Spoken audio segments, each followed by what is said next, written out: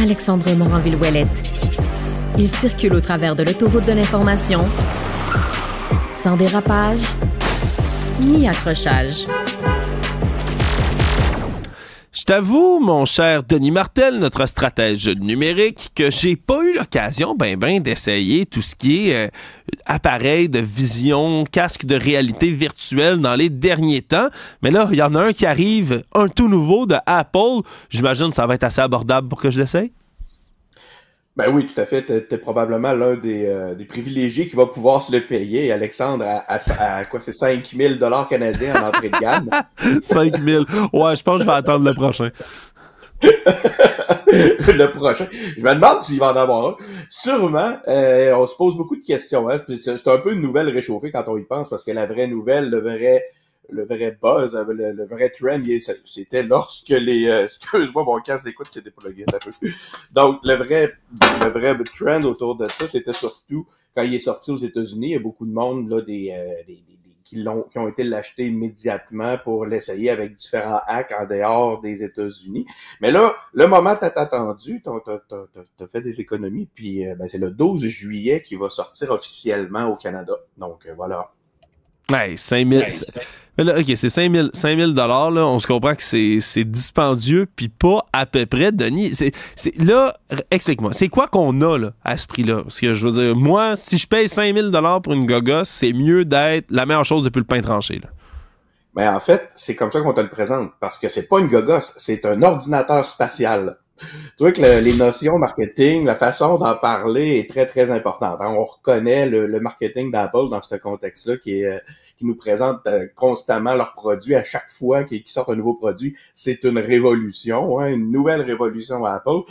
Donc, ce que tu as, c'est un casque qui permet de faire et du VR et de la réalité augmentée. Hein? Le VR étant une immersion totale et la réalité augmentée, d'augmenter ta réalité avec des éléments virtuels. Sauf où le bas blesse pour Apple, c'est que l'adoption est pas aussi importante qu'il l'aurait souhaité. Les applications ne répondent pas tout à fait à la promesse. Il y a eu beaucoup de plaintes suite au lancement. Il y a eu beaucoup de retours. Donc, les gens ont été très curieux. Hein. Il y a eu ce trend-là. On a vu des influenceurs qui se sont mis en situation avec le casque dans toutes sortes justement de situations, dans la rue, à vélo, tout ça, ça a provoqué, il y avait des craintes de provoquer des accidents. Est-ce qu'Apple, avec un lancement grand public, puis je mets des guillemets parce que je pense pas que c'est ça tout à fait qu'ils voulaient faire, là, un lancement grand public dans ce contexte-là, est trop tôt, est un petit peu en avance, comme souvent ça a été le cas pour Apple, là, on l'a vu sur d'autres produits Apple dans l'histoire, peut-être. Ouais, c'est quelque chose qu'ils ont souvent fait. Ils sont hâtifs, là, peut-être pressés, un peu arrogants à leur nouvelle technologie. Là, c'est quelque chose qui s'est déjà vu. Mais là, OK, là, tu parles d'un ordinateur. Là, je t'avoue, là, moi, je suis nul, Denis, là, sur ces affaires-là. OK, mettons qu'on parle là, réalité virtuelle, ça, je comprends bien. C'est comme d'autres. Là, tu as Oculus Rift et autres. Tu peux faire du gaming, tu peux faire de la visite à distance, tu peux écouter un spectacle, tu peux faire toutes ces choses-là. Ça, on l'a vu beaucoup. Moi, c'est l'aspect réalité augmentée que je t'avoue que j'ai plus de la difficulté à comprendre. C'est quoi? C'est comme si tu avais tes lunettes que tu as dans le visage, mais tu peux voir des affaires holographiques. Qu'est-ce que c'est exactement? Ben, ça te laisse voir ton environnement dans le réel dans lequel tu es, mais il y a un balisage par l'intelligence du système qui t'amène qui permet à l'ordinateur spatial de pouvoir te présenter des éléments complémentaires qui n'existent pas en réalité. Donc, tu peux avoir, par exemple, certaines interfaces. Un écran, on nous le vend comme ça, d'ailleurs, comme un ordinateur de travail qui permet justement de remplacer ton écran. Donc, tu pourrais créer, par exemple, plusieurs écrans autour de toi. C'est l'une des forces de l'Apple Vision, c'est que sur cet aspect-là, il est excessivement performant. On l'a vu ailleurs, hein, ce principe-là, jusqu'à maintenant, mais il y a toujours quelque chose qui soit crée un peu un mal de mer, qui rend un petit peu malade parce que justement, cette espèce de fausse réalité-là qui vient se superposer à la réalité est un petit peu déphasée. Mais cette intégration-là avec l'Apple Vision, elle est très, très, très performante. Ça, je te dirais, c'est le volet. Mais tu sais, c'est beaucoup comme tous les autres produits d'Apple. Il y a un soin extrême à l'expérience. Donc, c'est de ce côté-là, quand même, il livre la marchandise. Maintenant, à 5000 $, qu'est-ce qu'on peut penser d'un lancement comme celui-là? On peut certainement pas en parler comme un lancement grand public. Tout le monde va pas se l'acheter. D'ailleurs, si tu veux l'acheter, tu peux aller réserver. Après votre montant, je dois être le seul qui en parle.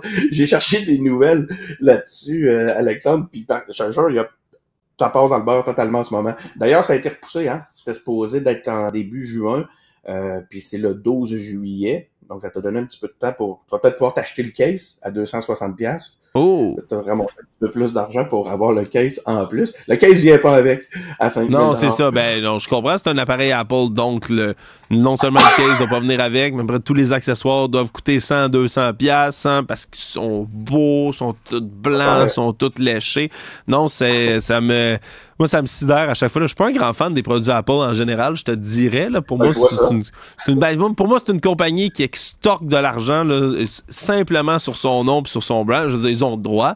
Mais après ça, est-ce que, en terminant, Denis, tu penses-tu que ça, là, cette précommande-là, penses-tu que ça va partir? Penses-tu qu'ils vont être capables quand même de trouver une clientèle pour toute leur prévente? Parce que je veux dire, à 5000$, il doit y en avoir des gens qui ont le goût de s'obtenir ce petit luxe. Oui, puis mais l'affaire, c'est que les vrais early adopters, hein, comme on dit, se sont déjà servis dans un contexte américain. T'sais, on en a vu beaucoup. Puis ça, c'est drôle parce que ça revenait quasiment à 8000$ quand tu faisais le taux de change. Puis en avoir un dès la sortie en février. Puis t'as vu que c'était pas long, là, quelques jours, une semaine ou deux après le lancement, t'en avais déjà à vendre sur Marketplace du monde qui était comme genre, je les imaginais se gratter la tête, je disais, ouf, j'ai mis 8000$ là-dedans, comment je pourrais essayer de récupérer un petit peu mes billes. Ça pour te dire que je pense pas que ça va faire la file d'attente. Je pense pas que ça va comme on le voyait à l'époque pour les nouveaux iPhones. Mais c'est sûr qu'on va en avoir des gens. Il y a des gens qui travaillent avec ça puis qui expérimentent. On est dans un contexte, je pense, avec un produit comme celui-là, où justement, il y a en recherche et développement, il y a des choses intéressantes à faire parce que le produit est quand même d'une extrême qualité. Ouais, mais là, après ça, c'est sûr. Écoute, si tu me disais ça me coûtait 10$ là, m'acheter ce truc-là, mettons 100$, je le ferais, là. Tu sais, essayer de me prendre pour Robert Downey Jr. dans Iron Man, là, qui déplace des trucs dans son labo. Juste pour les points de style, je le ferais, Denis. Ça, c'est mon genre d'affaires. Denis Martel, merci de nous... j'allais dire nous vendre, mais pas en tout, hein, de nous semi-conseiller ce produit ce matin. J'ai l'air d'un vendeur à Apple. À répéter le 5000$ à outrance, pas tant que ça. Merci, Denis. Salut. Salut, bye.